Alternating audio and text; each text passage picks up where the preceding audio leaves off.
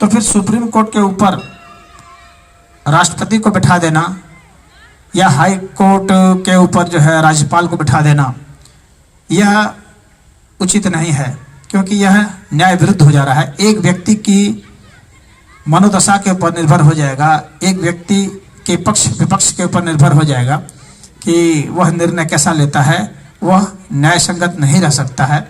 इसलिए इसमें एक बदलाव की जरूरत है। दूसरी बदलाव की जरूरत है, भारत आज एक आज़ाद देश है, उसके बावजूद भी भारत के संविधान ने अभी तक जो ब्रिटेन से जो हम लोग के देश का संबंध हैं, जिसमें कि ब्रिटेन को ही हेड माना जाता है, वह प्रावधान अभी तक रखा हुआ है।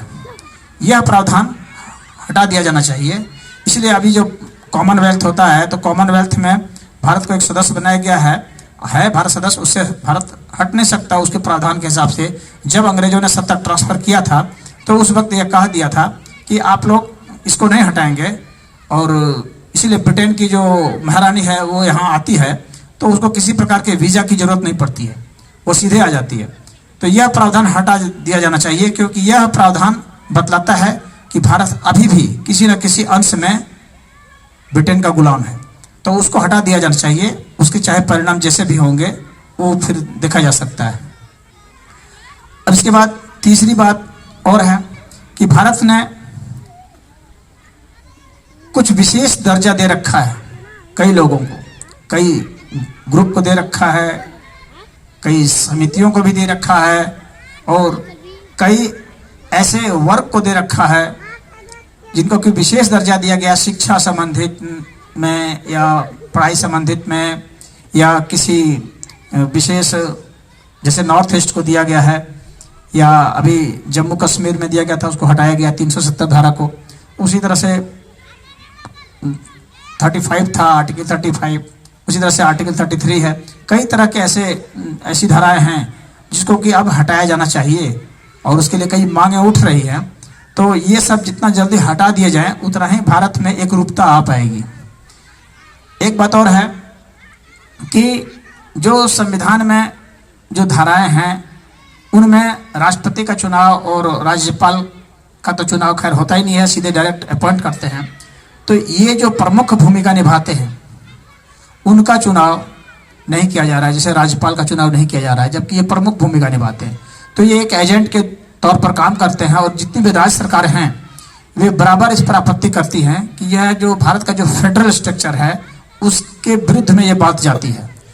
अंग्रेजों के ज़माने में तो ये बात ठीक थी, वे लोग अपने हिसाब से बनाए थे कि अपना एक केंद्र सरकार का एजेंट होता था जो कि राज्य सरकार को जब चाहे तब भंग कर सकता था। हालांकि इस पर सुप्रीम कोर्ट ने कुछ नकेल कसा है, परंतु अभी भी प्रावधान है कि उसे जब चाहे तब हटाया जा सकता है, राज्य सरकार को भंग किया जा सकता है, राज्यपाल को जब चाहे तब हटा सकते हैं। तो ये दोनों ही जो सिस्टम है कि जब चाहे तब हटा सकते हैं बिना किसी ठोस प्रमाण के। और वे ठोस प्रमाण क्या होंगे, यह अपने आप ही बहुत ही अतार्किक है कि कोई भी राज्यपाल यह कह सकता है कि यहाँ की सरकार जो है लॉ एंड ऑर्डर को सही तरीके से नहीं संभाल पा रही है, और इसलिए जो है इसको बर्खास्त कर दिया जाना चाहिए। तो उसकी सिफारिश पर यह भंग हो जाएगा। तो इस तरह से ये फेडरल ढांचा जो है इसमें कुछ बदलाव किया जाना चाहिए। और एक चीज़ है कि जो वितरण की प्रणाली है, कई सरकारें ऐसी हैं जो ज़्यादा टैक्स देती हैं और उनको जो है हिस्सा उसमें कम मिलता है, उनकी ज़रा बराबर मांगे होती है कि हमारा हिस्सा कम होता है, जबकि हम टैक्स ज़्यादा देते हैं। और अन्य राज्यों को जो ज़्यादा चीखते चिल्लाते हैं और ज़्यादा कहते हैं कि हम भारत से अलग हो जाएंगे, तो उनको खुश करने के लिए लगातार ज़्यादा फंड दिया जाता है। तो यह जो है अपने आप में मनमाने ढंग से चलाना हुआ, ये संवैधानिक तरीके से चलाना नहीं हुआ। संवैधानिक तरीके से चलाने का मतलब हो गया कि एक नियमावली स्पष्ट होनी चाहिए कि वे चाहे कहीं भी के हों, किसी भी तरह के राज्य हों, उनका निर्धारण होना चाहिए कि इनको इतना ही रुपया मिलेगा, इतना ही प्रतिशत मिलेगा। परंतु मनमाना तरीके से केंद्र सरकार जो है किसी को देती है और किसी सरकार को वो हल्का सा रोक भी देती है।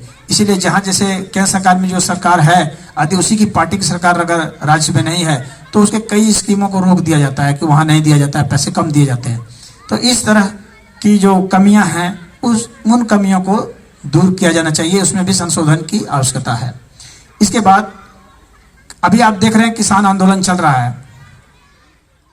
हमारे संविधान में।